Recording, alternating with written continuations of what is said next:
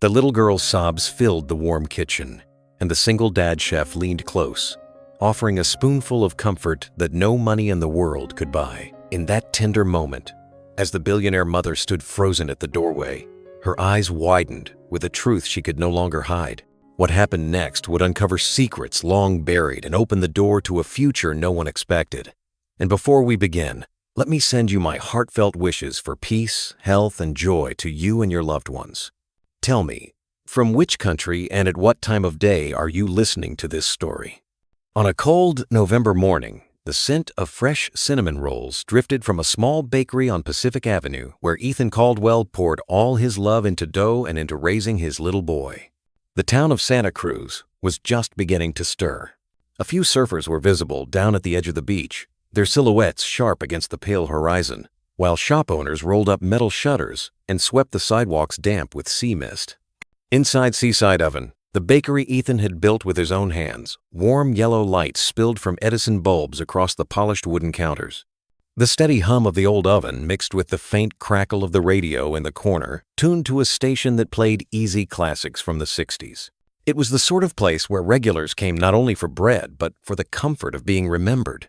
Ethan, 38, moved with quiet purpose. His tall frame was bent slightly forward as he kneaded dough on the floured counter. There was strength in his hands, but also a gentleness that revealed years of practice and patience. Every fold, every press into the dough was deliberate. He glanced toward the corner table where his 5-year-old son Saturday, Lucas, with a mop of dark hair falling over his forehead, was busy with crayons, tongue caught between his teeth as he filled in the sails of a bright red boat. His small legs swung under the chair, not yet reaching the floor. "Papa," Lucas said without looking up, "does red make the boat go faster?" Ethan smiled, wiping flour from his palms onto his apron. "Maybe in your drawing it does. Out on the water, it's the wind that decides." "Oh." Lucas nodded solemnly as if his father had revealed some great truth. The boy then added a sun in the corner of the page, its rays stretching toward the boat as though cheering it on. The bell over the bakery door jingled, letting in a gust of salt air and the familiar face of Mrs. Callahan, a retired schoolteacher who lived 2 blocks down. She stamped her shoes on the mat, shook off her umbrella, and beamed at Ethan. "Morning, Ethan."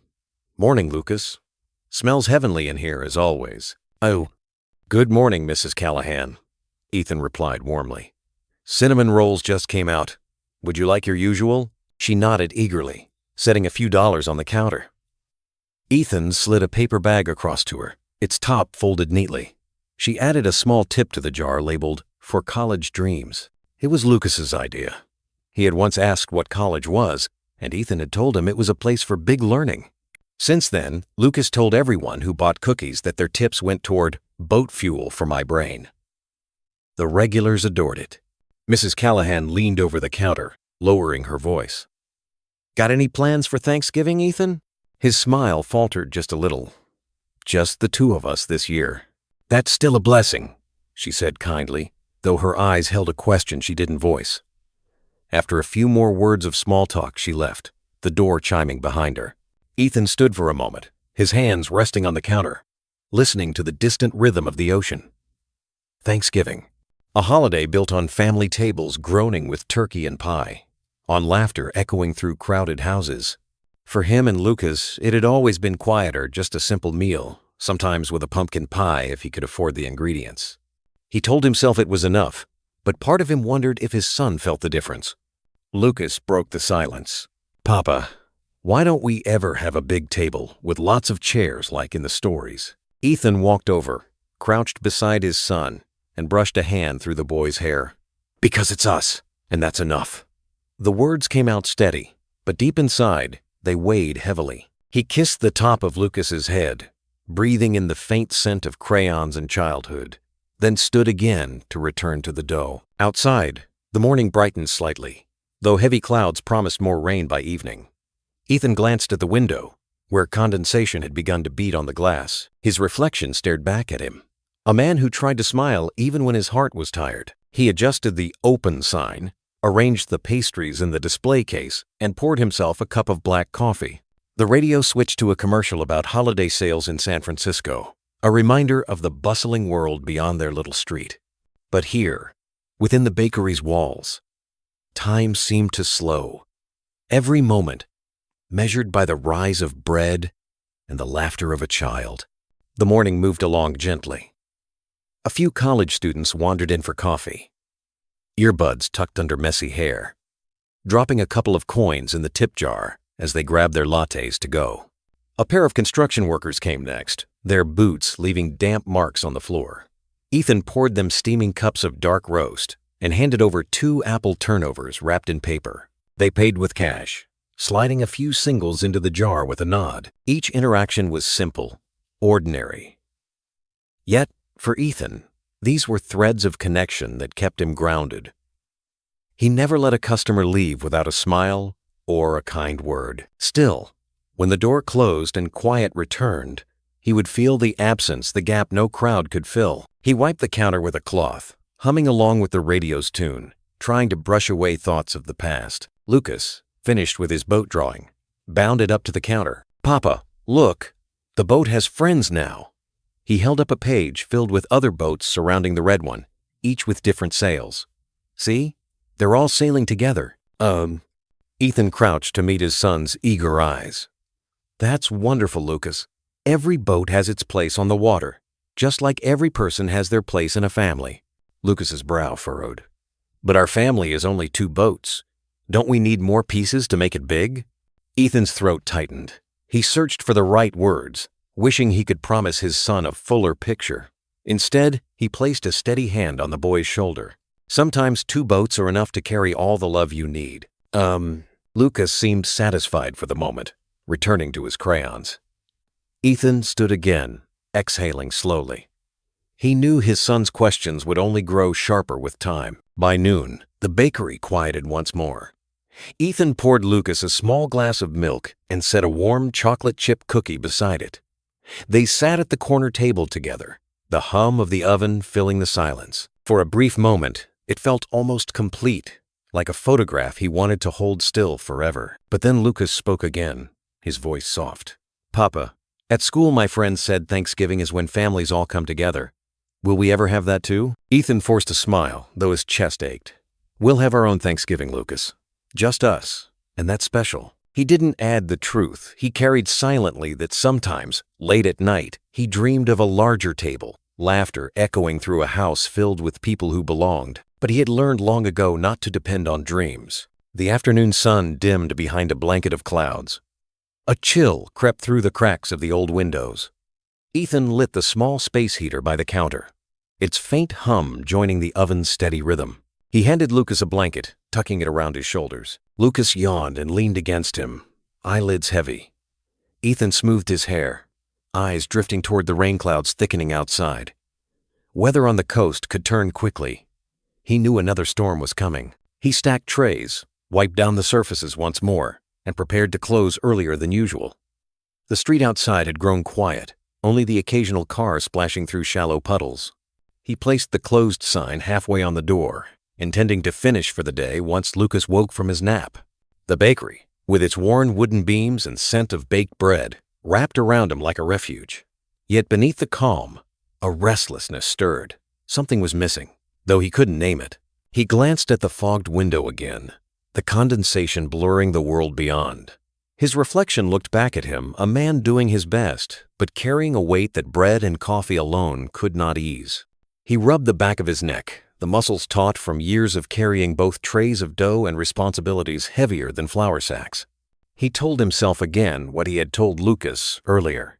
Because it's us, and that's enough. But as he stood there, listening to the faint ticking of the clock and the quiet breathing of his son asleep in the corner, he wondered if fate had other plans. Ethan looked out at the fogged glass window, not knowing that the storm about to arrive would knock on his life in the form of another child. The late afternoon rain rolled in from the ocean, heavy and relentless, drumming against the awning of the seaside oven. Ethan had just begun wiping down the counters, ready to close early, when the bell above the door chimed. A gust of cold air swept in, carrying the scent of seawater and the sharp rhythm of a storm. A woman stood in the doorway, framed by the gray light outside. Her navy coat clung to her shoulders, rainwater dripping from its hem. In one hand, she clutched an umbrella that had folded in on itself, useless against the wind, and in the other, she balanced a baby carrier. Inside, a small infant wailed with the raw power of exhaustion. The woman's face, pale beneath her neatly pinned hair now undone by the weather, showed the strain of someone at the end of her strength.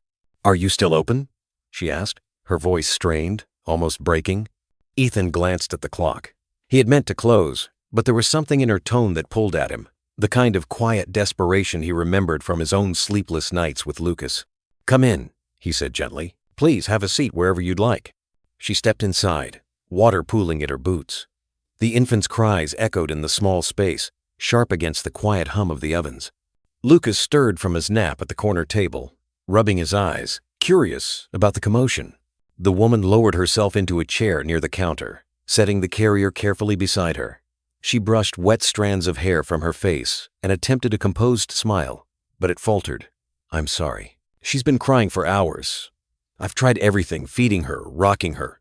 Nothing works." Ethan crouched down beside the carrier. The baby, red-faced and restless, kicked against the blanket. He looked up at the mother. "May I?" She hesitated only a second, then nodded. Ethan lifted the infant gently, supporting her head against his chest. His voice softened, the same tone he had once used night after night with Lucas. "Easy there, sweetheart," he murmured. "You're safe now." "No." The baby's cries did not stop immediately, but they eased, shifting from sharp wails to softer whimpers. Ethan rocked her lightly, his body instinctively falling into a rhythm. He looked at the mother again. "She's hungry, isn't she?" "Yes," the woman admitted, fumbling with a bottle from her bag. "But she won't take it. The nanny quit this morning and I had to manage work and—" Her voice trailed off. She handed him the bottle helplessly. Ethan tested a drop of formula against his lips. It was cool, almost cold. He shook his head gently. "Too cold. Babies this age need it close to body temperature. Otherwise, it feels wrong to them." The woman blinked, startled. "The nanny always made it this way. I didn't know." "Every child has their own needs," Ethan said kindly. Lucas was the same. He wouldn't drink unless it was just right. Lucas had wandered closer now, blankets still wrapped around his shoulders. He peered up at the infant in his father's arms. "She's so little," he whispered, and loud. Ethan smiled faintly. "She just needs comfort." He looked at his son. "Say hello, Lucas." The boy leaned in, eyes wide with curiosity. "Hi, baby." The infant quieted further, blinking at him, as though surprised by this new small voice. The woman let out a shaky breath, a mixture of relief and disbelief. "She never calms down like this." Ethan carried the baby back toward the counter. "Let me warm this properly." He filled a small saucepan with water and set it on the stove, lowering the bottle inside. He explained as he worked. "It should be about body temperature around 98 degrees. Not hotter, not cooler. My grandmother taught me that trick." The woman watched, her eyes following every movement, as if memorizing a lesson she had never been taught. Her shoulders, tense when she entered, seemed to lower bit by bit. She finally spoke, her voice quieter now. "My name is Vivian Hartwell." Ethan nodded, glancing up briefly as he tested the bottle again. "Ethan Caldwell. And this is Lucas." Lucas waved, shy but curious. Vivian managed a tired smile in return. "And this," she said, looking down at the baby, "is Clara." At the sound of her name, Clara let out a small sigh, as though satisfied to be acknowledged. Ethan pulled the bottle from the warm water, tested it on his wrist, and handed it to Vivian. "Here, try now." Vivian hesitated, then guided the bottle to Clara's lips. This time, instead of turning away, the baby latched eagerly, drinking with a hunger that quieted the room. Vivian's eyes widened, filling with sudden tears she hadn't expected. "She's eating," she whispered. "She's actually eating." Ethan gave a small nod, leaning against the counter. Sometimes it's the simplest thing. Warmth, patience. They notice everything, our stress, our fear. What they need most is to feel safe. Vivian swallowed hard, blinking back her tears. "I've run board meetings that decide millions of dollars, but I couldn't figure out how to feed my own daughter." Ethan said nothing for a moment, watching Clara's small fists relax as she drank. Then he answered softly, Being a parent is its own kind of work. It's not about control. It's about presence. Clara's bottle was nearly empty when she finally released it, eyelids fluttering closed.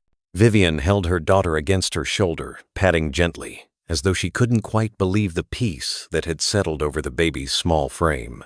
The storm outside pressed harder against the windows, yet inside, the bakery felt warmer than it had in weeks. Lucas had returned to his crayons, but he kept sneaking glances toward Clara, his curiosity plain. "She's not crying anymore," he whispered. "Papa, you fixed her." Ethan ruffled his son's hair. She just needed someone to notice what she was asking for.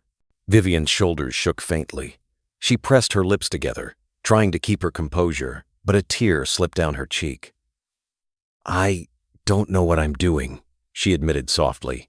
"I've spent my whole life in control building Hartwell strategies from the ground up, negotiating contracts, making the hard calls. But this is different. I don't even know how to hold her right sometimes." Ugh. Ethan pulled out the chair across from her, lowering himself into it.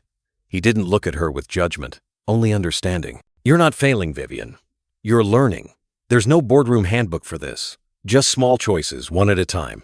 For a long moment, the only sound was the soft rumble of the storm and the baby's steady breathing. Lucas slid his finished picture across the table toward Vivian. She looked down and saw the red boat from earlier, now surrounded by other boats, all sailing together. Above them, he had drawn a wide yellow sundae. "That's beautiful," she said, brushing her thumb over the page. Lucas beamed. "It's our family fleet." He looked at Clara with a seriousness rare for his age. "Maybe she can have a boat too." Vivian's throat tightened. She stared at the boy, then at Ethan, who sat quietly, watching his son's small act of generosity. Something inside her shifted a crack in the armor she had worn for so long. The wind rattled the door, and for an instant she imagined how strange it was that she had ended up here, of all places, in this tucked-away bakery on a stormy evening. She had thought of herself as self-sufficient, unshakable, yet here she was, undone by the simple fact that her daughter had finally taken a bottle. "I should let you close," she murmured at last, adjusting Clara in her arms. "You've already done more for me than I had any right to ask." "You don't have to rush out into that storm," Ethan said. "Stay until it eases. There's hot soup on the stove. Nothing fancy, just something warm." Vivian opened her mouth to protest, but the scent reached her first. The earthy sweetness of butternut squash simmered with herbs. Her stomach clenched, reminding her she had skipped lunch, maybe even breakfast. She lowered her eyes. "I don't want to impose." "Oh, you're not," Ethan answered simply. "Everyone needs a place to sit down now and then." The words settled between them like a promise. Vivian hesitated, then nodded. She set Clara's carrier on the floor beside her chair and pulled the blanket higher over the baby. Lucas hopped down from his stool and padded over to the counter, eager to help his father. Together, they ladled soup into a bowl, steam curling up into the air.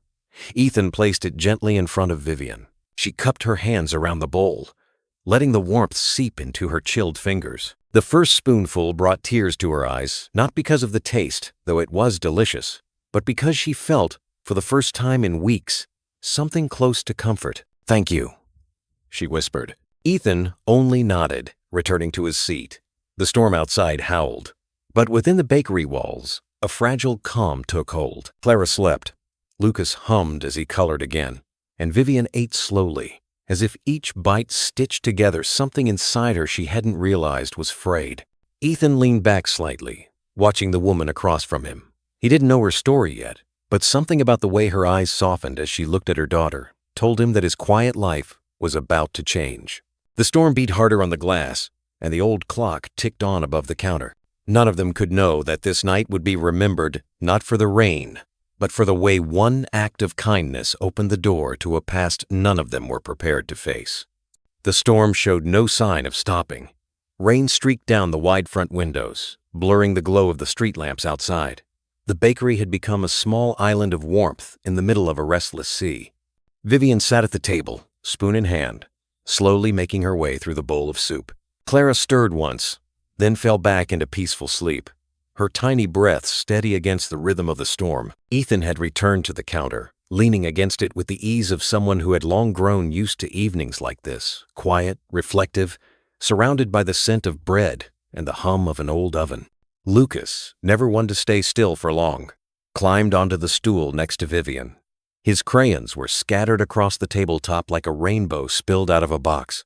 He picked up a purple one, held it thoughtfully, then began sketching again. "You like drawing boats, don't you?" Vivian asked softly, tilting her head toward him.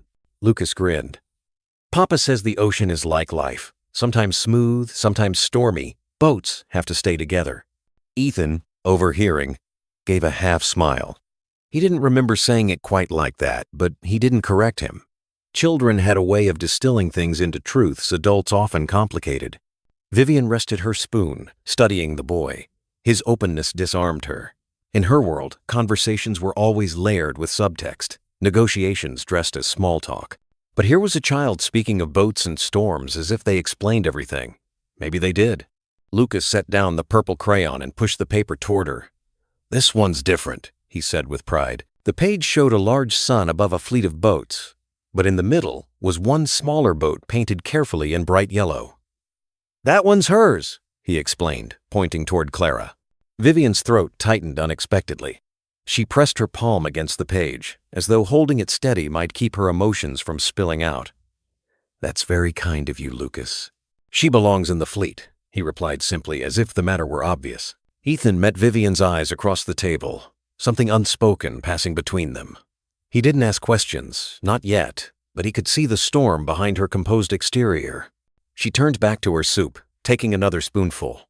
The warmth spread through her, but it wasn't just the food. It was the way Ethan had spoken gently to Clara, the way Lucas had offered her daughter a place among his paper boats. It was the strange, almost forgotten sensation of being part of something that felt safe. "You made this yourself?" she asked at last, nodding to the soup. Ethan shrugged modestly. "It's nothing special. Just butternut squash, a little cinnamon, a hint of vanilla. Lucas calls it the soup that tastes like hugs." Vivian let out a shaky laugh. "That's exactly what it tastes like." Lucas leaned forward, eager. "It helped me when I was teething. Papa made it just for me. He says food can carry love if you stir it in the right way." Vivian blinked, her eyes suddenly wet. She looked down quickly, not wanting them to see. For years, she had told herself that emotions were weaknesses best left outside the office. Yet here, in this modest bakery, she couldn't help but feel something breaking open. The storm groaned outside, wind rattling the door. Ethan rose, checked the latch, then returned to his seat. "You mentioned your nanny quit today," he said carefully, not pressing but offering an opening. Vivian hesitated. She wasn't used to sharing, but the memory of Clara screaming for hours, the helplessness she had felt, loosened her tongue.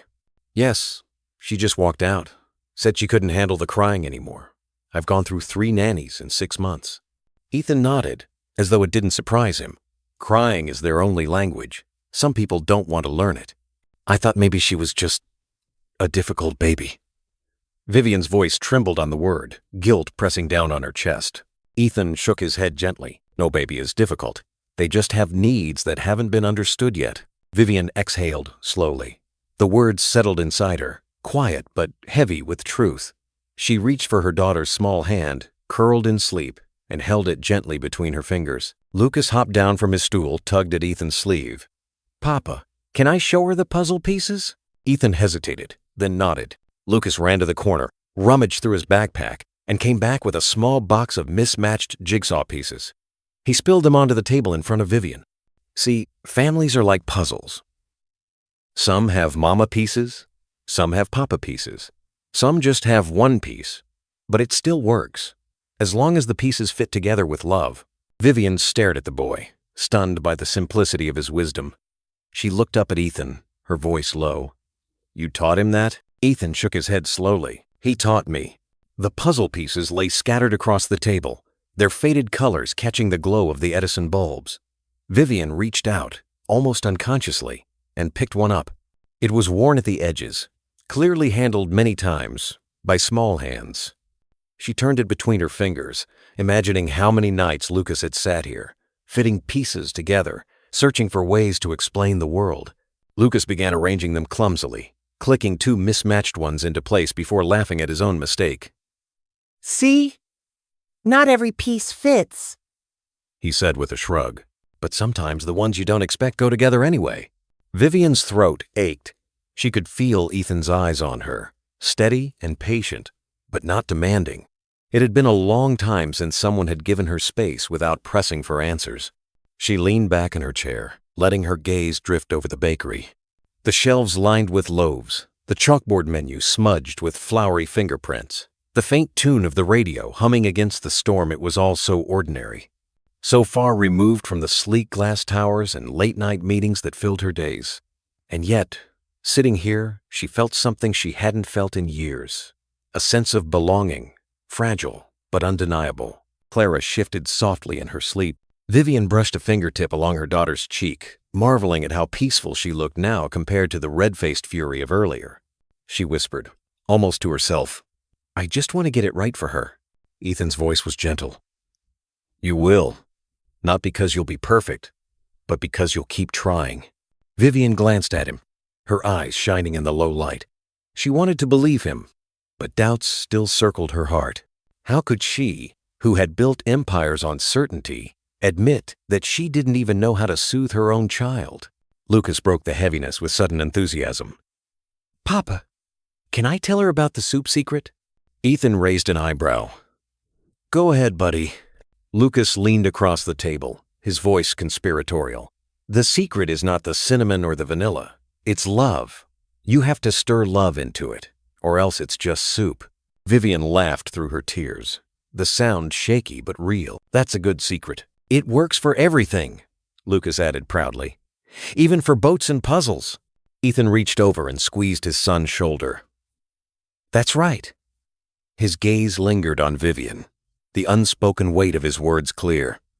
Love made things fit, even the jagged, unexpected pieces. The storm outside quieted a little, the pounding rain softening to a steady patter. The bakery seemed to breathe easier with the shift. Vivian set her empty bowl aside, her body heavy with exhaustion but her heart strangely lighter. "I should go," she said reluctantly, glancing at the dark street beyond the glass. "It's late." "You're welcome to stay until it clears more," Ethan offered, though his tone carried no pressure. She shook her head softly. "You've already given us more than I can repay." Ethan stood, fetched her umbrella, and handed it to her. Their hands brushed briefly, just enough for her to feel the warmth of his steadiness. She swallowed the sudden lump in her throat, adjusted Clara's carrier, and gathered her things. Lucas darted forward, tugging gently at her coat. "Come back," he said, with childlike certainty. "Bring Clara. She belongs in the fleet now." Vivian bent down, touched by the earnestness in his eyes. "Maybe we will," she whispered. Ethan held the door as she stepped into the rain. The storm had calmed, but the streets still shimmered with puddles under the streetlights. Vivian lifted her face to the drizzle, her heart heavier with questions, yet strangely warmed by the simple kindness she had found here. As the door closed behind her, Ethan stood for a long moment, staring at the droplets sliding down the glass. He didn't know why this woman and her baby lingered in his mind so strongly, but he felt, deep in his chest, that this was not the last time their paths would cross. The storm had passed by morning, leaving the streets washed clean and glistening under a pale November Sunday. Ethan opened the bakery as usual, though he carried with him the lingering memory of the woman and her child who had stepped into his life so unexpectedly. He didn't expect to see them again so soon, but that afternoon, as the bell over the door chimed, Vivian Hartwell returned. Clara was cradled against her chest, bundled in a soft blanket. "I thought you might be closed," Vivian said cautiously, her voice carrying both hope and hesitation. "We're always open for friends," Ethan replied simply. She smiled faintly at the word friends. Lucas hurried over, grinning, as though he had been waiting all day for this. "You came back. Does Clara have her boat still?" he asked eagerly, already reaching for his crayons. Vivian laughed softly, the sound lighter than the night before. "Yes, she does. And she sleeps better now. I think I owe you both more than I can say." Ethan gestured toward a corner table. "Sit. Rest. There's coffee fresh from the pot." The hours passed gently. Lucas played on the floor with a wooden puzzle while Clara dozed in her carrier. Vivian worked on her laptop, occasionally lifting her gaze to watch Ethan move about the bakery.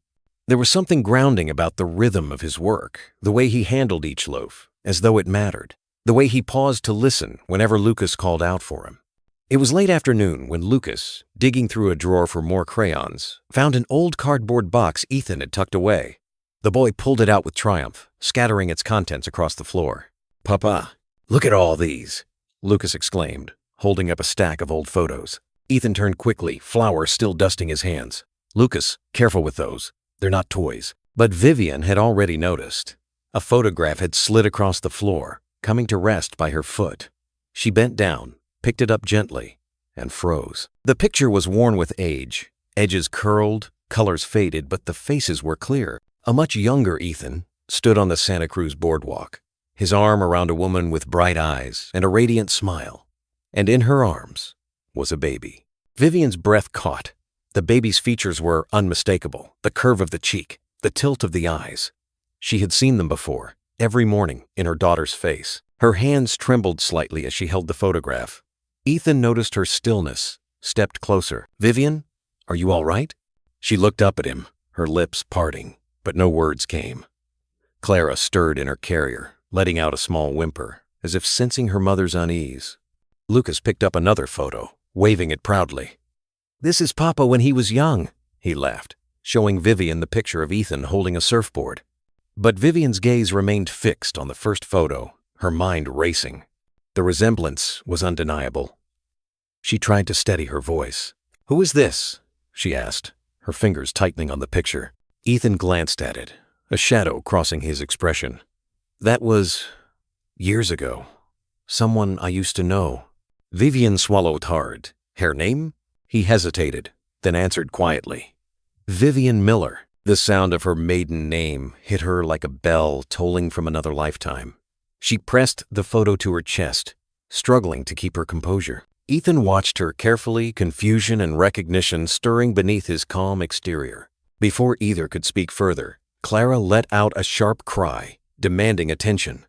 Vivian lifted her daughter quickly, pressing kisses to her forehead, but her hands still shook. Ethan stood frozen, torn between questions he didn't yet know how to ask. Clara's cries filled the small bakery, sharp and insistent. But beneath them hung another sound, an unspoken tension that neither Ethan nor Vivian could ignore. Ethan moved instinctively, preparing another bottle, testing it against his wrist the way he always did. Vivian held Clara close, rocking her gently, her eyes fixed on the photograph lying on the table. When the baby finally quieted, a hush settled over the room. Lucas, sensing the heaviness in the air, gathered his crayons quietly and slipped back to his corner. He was too young to understand the details, but he understood moods, and right now, the grown-ups were caught in something bigger than him. Vivian set Clara down in the carrier, her hands lingering on the baby's blanket as though drawing strength from the warmth there. Then, with deliberate care, she placed the photograph back on the table between them. "She looks just like her," Vivian said softly. Ethan lowered himself into the chair across from her. His eyes searched the photo, then her face. "Yes," he admitted. "Lucas has her eyes. Every time I look at him, I see the past looking back."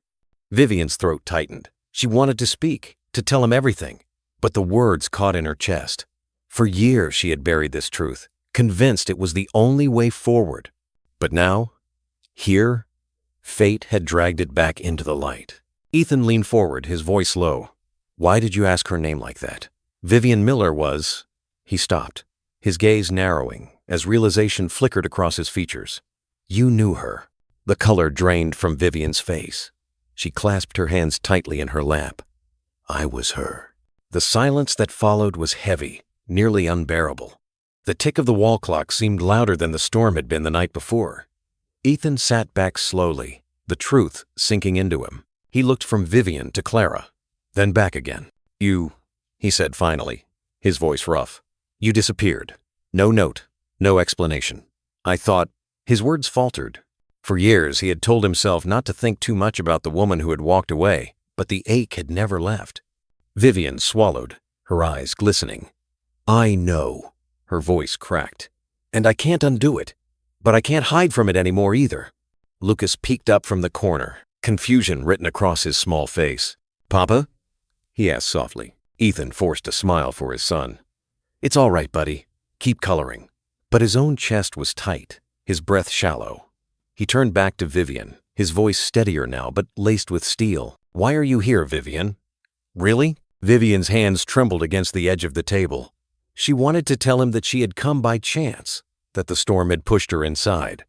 But that would not be the whole truth. Somewhere deep down, she had known that the past was waiting, and she had walked into it anyway. She reached for the photograph again, holding it as if it might anchor her. "Because Clara deserves more than lies," she whispered. Ethan's jaw tightened, his knuckles white where his hands gripped the edge of the table. The air between them felt charged, as though the bakery itself were holding its breath. Vivian met his eyes fully now, her defenses stripped away. "Ethan, there's more you need to know." The words clung to the air like fog over the shoreline. "There's more you need to know." Ethan's breath caught, his pulse quickening. He sat across from Vivian, the photograph between them, the storm of unspoken years pressing hard on both their shoulders. Lucas hummed quietly at his corner of the bakery, oblivious to the weight of the moment. Clara slept in her carrier, her tiny chest rising and falling, fragile yet steady. Vivian's fingers twisted together, white at the knuckles. "When I left, Ethan, I wasn't just leaving you." She paused, searching his eyes, desperate to find some sliver of understanding there. "I was already pregnant. With Clara." The silence that followed was almost unbearable. Ethan's jaw clenched, his hands curling into fists against the table. He stared at her, every muscle tight. For years, he had lived with the absence, with questions that never had answers. Now the truth struck with the force of a breaking wave. "You knew," he said finally, his voice low and sharp. "You knew, and you didn't tell me." Vivian flinched, tears springing to her eyes. "I was terrified. My career was everything then. My family expected perfection, success, control, no mistakes. A child with you didn't fit into that plan. My mother, she would have never accepted it." Ethan's face hardened. "So you decided for both of us." "Ugh. I know it sounds unforgivable," Vivian whispered, her hands trembling. "But when Clara was born, everything changed. Suddenly, the success I'd built felt hollow." She cried, and I didn't know how to help her. Every nanny left. And last night, when you calmed her in seconds, I realized what I had stolen from both of you." Ethan's chest heaved, his breath uneven. He rose from his chair, pacing the small bakery, his hands dragging across his face. Lucas looked up, sensing his father's agitation. "Papa?" Ethan forced a smile that didn't reach his eyes. "It's okay, Lucas. Keep drawing." His voice wavered, but the boy settled back to his crayons, trusting him. Vivian followed Ethan with her gaze, her voice breaking.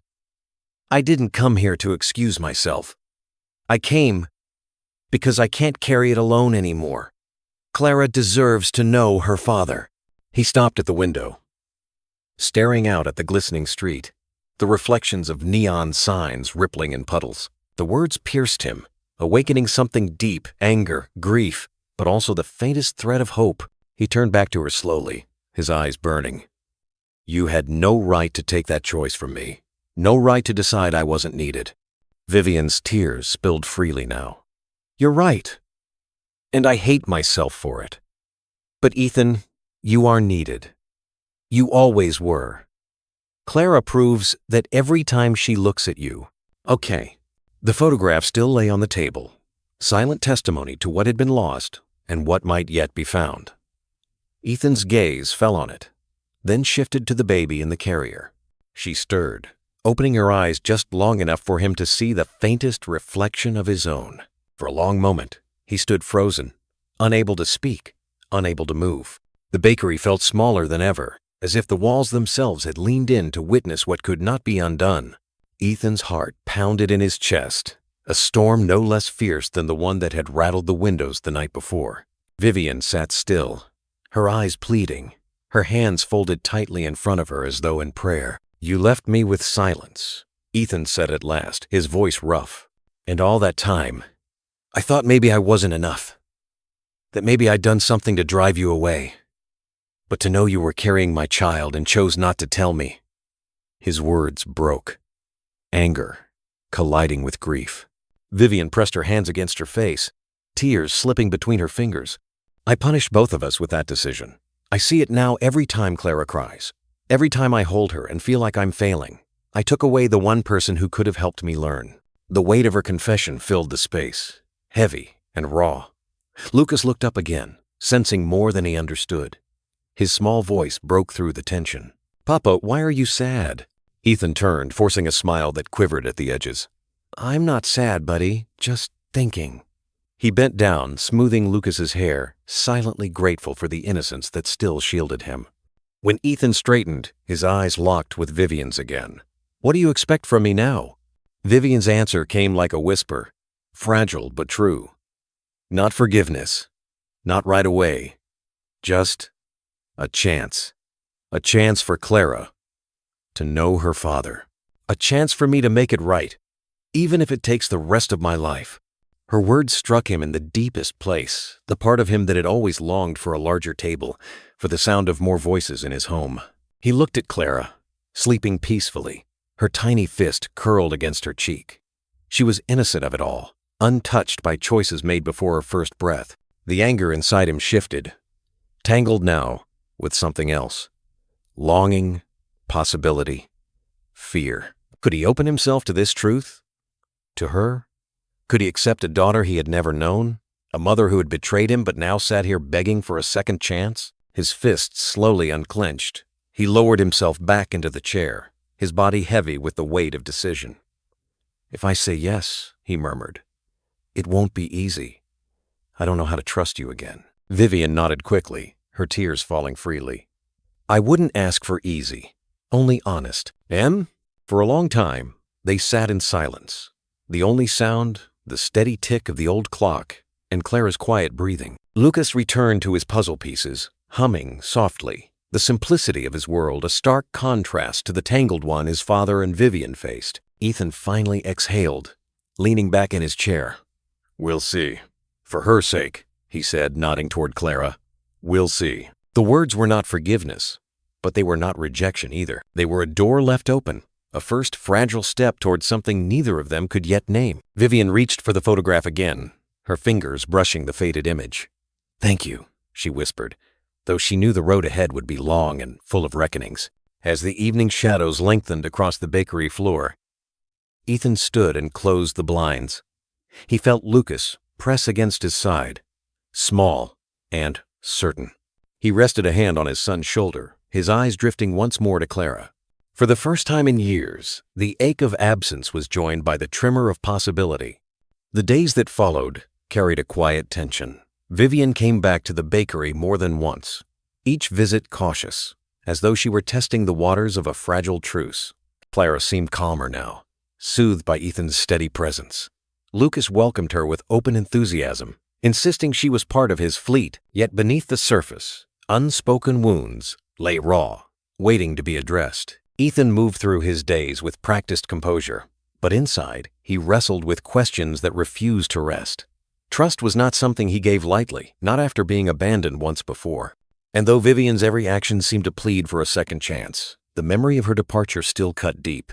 One late afternoon, the bakery was warm with the smell of bread cooling on racks when the front door opened. Ethan looked up, expecting a customer. Instead, an older woman stepped inside. Her bearing was elegant, her silver-streaked hair pulled into a severe chignon. She wore a tailored coat that spoke of money and status, her heels clicking against the wooden floor. Vivian froze at her table, her face paling. "Mother." Ethan's chest tightened. So this was Eleanor Hartwell, the formidable matriarch whose expectations had shaped Vivian's choices. The woman's sharp gaze swept the bakery, pausing on Clara in her carrier, then on Ethan himself. "So," Eleanor said coolly, "this is where you've been hiding." Vivian rose quickly, her hands trembling. "I'm not hiding, Mother. I'm trying to make things right." Eleanor's eyes narrowed. "By dragging your child into this?" She gestured toward the modest bakery with a flick of her wrist, disdain clear in her voice. "You were destined for more, Vivian. I raised you to lead, to build, not to waste time in a place that smells of yeast and mediocrity." Ethan's jaw clenched, but he remained silent, unwilling to fuel the fire. Vivian's voice shook, but she held her ground. This isn't mediocrity. This is real. These are people who care, who show up. Something all your money and boardrooms could never give me. Eleanor's lips pressed into a thin line.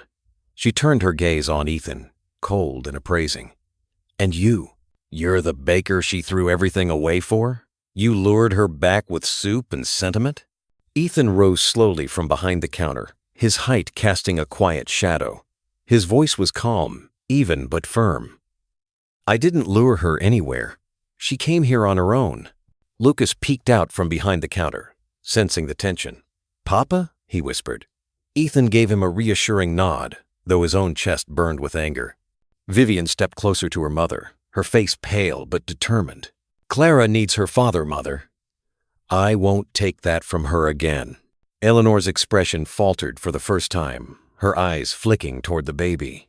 For a fleeting moment, something softened, but it vanished quickly behind her practiced mask. This is a mistake, she declared. You're risking everything for sentimentality. Vivian lifted her chin, her voice steady now. Maybe that's what you'll never understand. It's not sentimentality, it's love. And I won't let Clara grow up without it. The room held its breath. Ethan watched, his heart torn between anger and a strange ache of recognition. Eleanor wasn't just a harsh matriarch. She was the force that had driven Vivian away, the voice that had told her perfection mattered more than love. For the first time, Ethan saw that the wound between him and Vivian wasn't just theirs. It was inherited, carried from another generation that had chosen pride over compassion. Vivian stood straighter than Ethan had ever seen her, a quiet steel in her spine as she faced her mother. For years, Eleanor Hartwell's voice had dictated every choice, what schools to attend, what friends to keep, what ambitions to chase. And yet here, in a modest bakery filled with the scent of fresh bread, Vivian finally raised her own. Mother, she said firmly, you taught me to build. You taught me strength, but you never taught me love. I had to find that on my own. Eleanor's face tightened, her mouth pressed into a severe line. Love doesn't pay the bills, Vivian. Love doesn't protect you when the world turns against you. No, Vivian admitted, her voice steady. But it gives you something worth protecting. It gives you a reason to fight in the first place. The baby stirred, letting out a small cry. Vivian bent quickly, lifting Clara and holding her close. The child's tiny fingers grasped at her collar as if clinging not only to her mother but to the truth being spoken aloud. Ethan stepped closer, his voice quiet but clear. Eleanor, I don't expect your blessing. But understand this, Clara deserves both her parents. She deserves honesty, and she will have it, whether you approve or not. For the first time, Eleanor seemed at a loss for words. Her gaze lingered on Ethan, then on Lucas, who clutched a puzzle piece tightly in his hand. The boy looked up at her with wide, innocent eyes and said softly, Families are like puzzles. You can't just throw away the pieces you don't like. The simplicity of it hit harder than any argument. Eleanor's lips parted, but nothing came. She looked away, blinking rapidly, as if the boy's words had pierced a place she had long kept hidden. Vivian's voice softened. I made mistakes, Mother, terrible ones. But I won't let your fear shape Clara's life the way it shaped mine. This ends here. Eleanor's composure wavered, but she drew her coat tighter, retreating into pride. You'll regret this, she murmured, her tone less sharp now, more wounded. She turned and walked toward the door, her heels striking the floor like a fading heartbeat. At the threshold, she paused, her back still to them. Vivian, she said quietly, almost unwillingly. I only ever wanted you safe.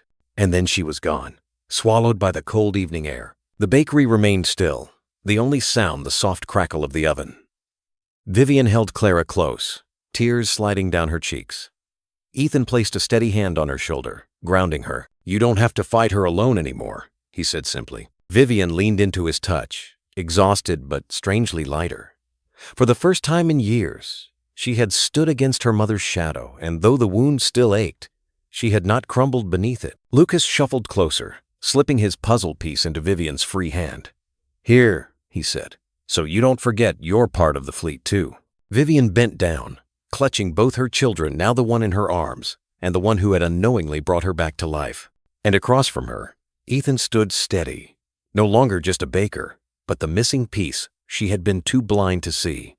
The encounter with Eleanor lingered like a bruise on the air. Even days later, the bakery continued its rhythm: bread baked at dawn, coffee poured for sleepy regulars, Lucas sketching fleets of boats, but beneath it all was a tension that neither Ethan nor Vivian could ignore. Their conversations were careful, measured, always circling around the truth that had been laid bare but not yet fully faced. Vivian came each morning with Clara, no longer apologizing for the intrusion. She sat at the corner table, laptop open but seldom touched, her eyes often drifting to Ethan as he worked. She spoke more gently now, less like a woman commanding boardrooms, more like a mother learning her own heart for the first time.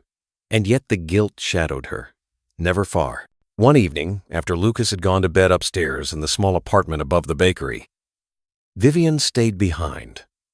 The ovens were cooling, their warmth fading into the night. Ethan was wiping down the counters when she spoke. "I don't expect you to forgive me," she said, her voice steady but fragile.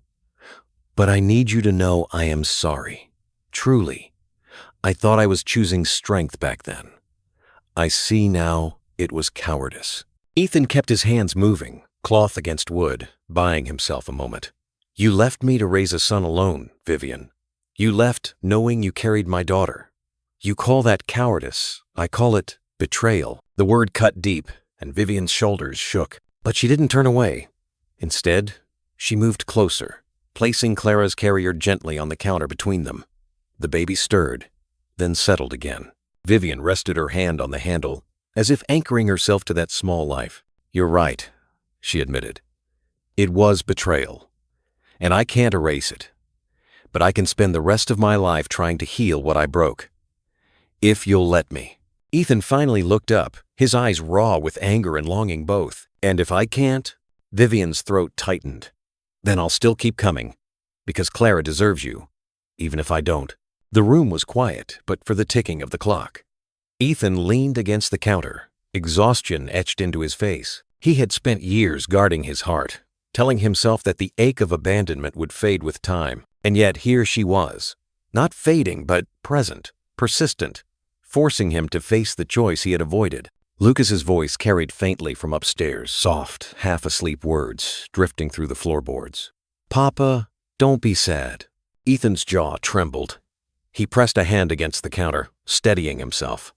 Vivian reached out slowly, her fingers hovering near his. "Please," she whispered, "don't shut the door before we even try."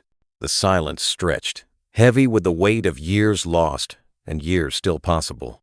Ethan's hand remained still, but he didn't pull away. Vivian stayed rooted to the spot, her hand trembling near Ethan's, unwilling to retreat. She had spent so many years hiding behind polished walls, convincing herself that pride could protect her. Tonight, in the glow of the bakery lights, she laid it all down. "I used to believe love was weakness," she confessed. "That if I opened myself to it, I'd lose everything I'd worked for. But all that work, all that success, it's empty without this." She gestured to Clara sleeping between them, to the faint sound of Lucas breathing above. Without family. Ethan closed his eyes briefly, his chest rising and falling in uneven rhythm. Memories of nights spent alone with a crying baby. Mornings where he baked bread with exhaustion heavy in his bones came rushing back. He had carried so much by himself, by necessity, by force of will. And now the woman who had left him to it stood before him, asking to be let back in. "Do you know what it's like?" he said quietly. "To hear your child ask why their mother isn't there. To have no answer but silence?" Vivian's tears spilled freely. "I do now. Every time Clara cries and I can't comfort her, I hear your silence, and it breaks me." The words hung in the air, raw and trembling. For the first time, Ethan saw not the polished executive, but a woman stripped of her armor, flawed, afraid, and deeply repentant. Before he could reply, the bakery door creaked open. Eleanor stepped inside, her presence commanding as ever. She looked from Vivian to Ethan, then down at Clara. "Still here," she said softly, though her tone carried less edge than before. Vivian straightened, wiping her eyes but refusing to shrink. "Yes, Mother. Still here. Because this is where I belong." Eleanor's gaze lingered on Ethan. For once, she didn't speak with scorn. Instead, she asked quietly, "Can you truly forgive her?" Ethan hesitated. The question pierced him. Forgiveness was not a switch to be flipped. It was a path, uneven and uncertain. He looked at Vivian, then at Clara's small hand curled into a fist, and finally toward the ceiling where Lucas slept peacefully. "I don't know," he admitted honestly. "But I want to try." Vivian's breath caught. She covered her mouth, holding back a sob of relief. Eleanor's eyes softened just slightly, the stern mask cracking. She gave a small nod, almost imperceptible, before turning toward the door again. "You'll need strength," she murmured, her voice low. "More than you think. Don't waste it fighting each other." With that, she slipped into the night, leaving a silence that felt strangely lighter than her presence. Vivian turned back to Ethan, her tears shimmering in the dim light.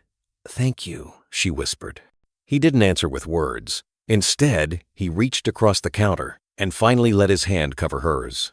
It was not forgiveness, not yet, but it was the first step, the choosing of love over pride. Above them, the old clock ticked steadily, marking the moment when something shifted. The past still hurt, but the future had cracked open just enough to let the light in. Thanksgiving arrived with the crisp scent of autumn leaves drifting along the streets of Santa Cruz. The town buzzed with quiet cheer families carrying grocery bags filled with turkeys and cranberries, children laughing as they ran down sidewalks, neighbors exchanging holiday greetings. Inside the seaside oven, Ethan set down the final loaf of pumpkin bread, the golden crust steaming as it cooled. The bakery had closed early for the holiday, but tonight its tables were rearranged, pushed together to form one long stretch. A patchwork of plates and serving bowls lined the surface, each carrying something simple but full of care. Roasted turkey, stuffing, roasted vegetables, and, in the center, a large bowl of the butternut squash soup that Lucas still insisted tasted like hugs. Lucas darted between chairs, carefully placing napkins at each seat. He hummed to himself, a tune without words but full of joy. "It has to be perfect," he told Ethan. "It's our big table now." Ethan smiled, smoothing the boy's hair. "It's already perfect, buddy." Vivian arrived a moment later, carrying Clara in her arms. She wore no suit tonight, no mask of professionalism, just a soft sweater, her hair loose around her shoulders. Her eyes held the tiredness of the past weeks, but also something gentler, a peace slowly beginning to take root. "Smells wonderful," she said, setting Clara into a high chair Lucas had insisted they borrow from a neighbor. The baby cooed happily, pounding tiny fists against the tray. Neighbors trickled in Mrs. Callahan with a pie, the construction workers from down the street with a six-pack of root beer, even the college students who often crowded the bakery in the mornings. It wasn't just family by blood, but by choice, drawn together by the warmth Ethan and Lucas had cultivated here. Vivian watched it all with quiet awe. She had spent years in penthouses and glass offices, her tables set with crystal and silver, yet none of it had felt like this. Here, laughter mingled with the smell of bread. Stories were told over chipped plates, and Clara was passed from arm to arm with easy affection. When everyone was seated, Ethan stood at the head of the table. Lucas perched proudly at his side. He cleared his throat, a little awkward, unused to speeches. "I don't have much to say except thank you for being here, for making this table full, for reminding me that family is more than who shows up in pictures, it's who shows up in life." Vivian felt her throat tighten, her hand instinctively reaching for Clara's. Across the table, Ethan's eyes found hers. There was still pain there, still history they couldn't erase. But tonight, there was also hope. As the meal began, Lucas raised his glass of apple cider high. "To the fleet!" he declared, grinning from ear to ear. Laughter rippled around the table, glasses clinking in answer. Vivian whispered softly, almost to herself, "To the fleet." For the first time in years, the words didn't feel foreign. They felt like home. The meal stretched on with easy conversation and laughter, plates being passed, stories being told. Lucas proudly recited the tale of how he and his father had sailed the fleet through a rainstorm last month, an adventure Ethan gently corrected into walking to school with umbrellas. The table erupted in chuckles, Lucas grinning ear to ear. Vivian listened, soaking it all in. For years, her meals had been silent affairs, punctuated only by the clink of silverware against fine china. Tonight, she discovered how much richer food tasted when shared with warmth and noise. She leaned down to kiss Clara's hair, whispering, "This is what we should have always had." As dessert was served, Mrs. Callahan nudged Ethan to speak again. Clearing his throat, he looked around the long table, his eyes softening as they landed on each face. "For a long time," he said, "I thought my life would always feel half empty. I thought the hurt of being left behind would never heal. But tonight, looking around this table, I see that sometimes broken pieces can come together to make something whole again." Vivian's chest tightened, her hand trembling as she reached for her glass. She caught Ethan's gaze and saw not only forgiveness beginning to form, but a quiet invitation to stay, to build, to belong. Lucas, ever the navigator, piped up once more. "Papa says fleets are strongest when every boat sails together. That means no one gets left behind." He turned to Vivian, his small voice clear and sure. "That means you too." The table fell silent for a heartbeat, the innocence of a child cutting through years of pain. Vivian's eyes filled and she whispered, "Thank you, Lucas." She turned toward Ethan, who gave the slightest nod, small, but enough. Outside, the church bells rang the hour, their sound drifting through the cool night air. The candles on the table flickered, casting warm light on faces new and old, weaving them together in a tapestry of belonging. Vivian lifted her glass, her voice steady though her heart raced. "To family," she said simply. Glasses rose all around, cider and wine catching the light. Ethan raised his last, his gaze lingering on Clara, then on Lucas, and finally on Vivian. "To family," he echoed. And in that moment, the wounds of the past, though still tender, began to close. What remained was not perfection, but presence. Not control, but connection.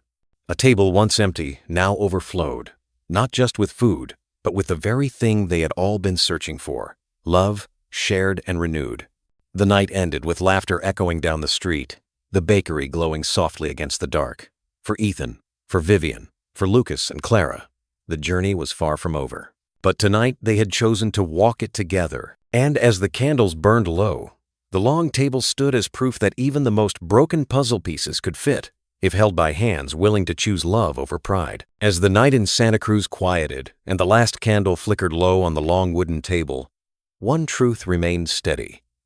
Even broken lives can be mended when love finds its way back in.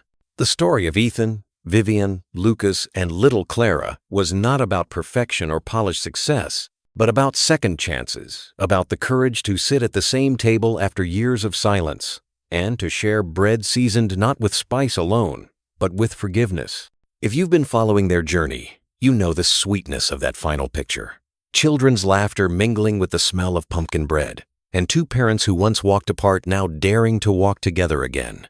And let me ask you, dear listener, if you felt this story touched your heart, just leave a number 1 in the comments. If you feel it missed the mark or there's something we can do better, press 0 and let us know. What lingers here is not just a story, but a reminder that love, when chosen over pride, has the power to rewrite the past. The lesson is simple, yet lasting. Kindness and forgiveness are the tools that build real homes. No matter how old we are, we all long for a place at the table, a hand to hold when the night grows quiet. And like the aroma of soup simmering on a stove, the smallest act of care, a warm word, a patient silence, a willingness to try again can bring comfort that money or titles never could. Many of you listening tonight might remember your own kitchens years ago, where families crowded around casseroles and turkey, where forgiveness was offered not in speeches but in the passing of mashed potatoes or the soft squeeze of a hand. Those everyday gestures, as ordinary as they seemed, carried the extraordinary power of saying, "You belong, you are loved, you are still part of us." This story teaches us that everyone deserves love and a family. Sometimes we believe our mistakes have written the final chapter, but life always leaves room for addendums of grace. Just as Ethan discovered, no child is ever truly too difficult. They simply need to be understood. Just as Vivian learned, pride can build tall towers, but only humility can build a home. And perhaps that is the invitation for us, too. To remember that happiness comes not when we chase success, but when we live for each other. Like a lamp left glowing in a window on a winter night, even one small act of kindness can guide someone back from the cold. So, take a moment to reflect. Who in your life might be waiting for that knock on the door, that second chance, that warm bowl of soup set down in front of them? Perhaps it's a child, perhaps a friend, perhaps even yourself. If this story stirred something in you, consider sharing it with someone who needs a reminder that reconciliation is still possible. And if it did touch your heart, we'd be honored if you subscribed, so that these stories of family and forgiveness can continue finding their way into homes like yours. Because at the end of the day, what carries us through is not the trophies on the shelves or the titles before our names, but the tables we gather around and the people we choose to welcome there. And sometimes, the most important journey is simply the walk back home.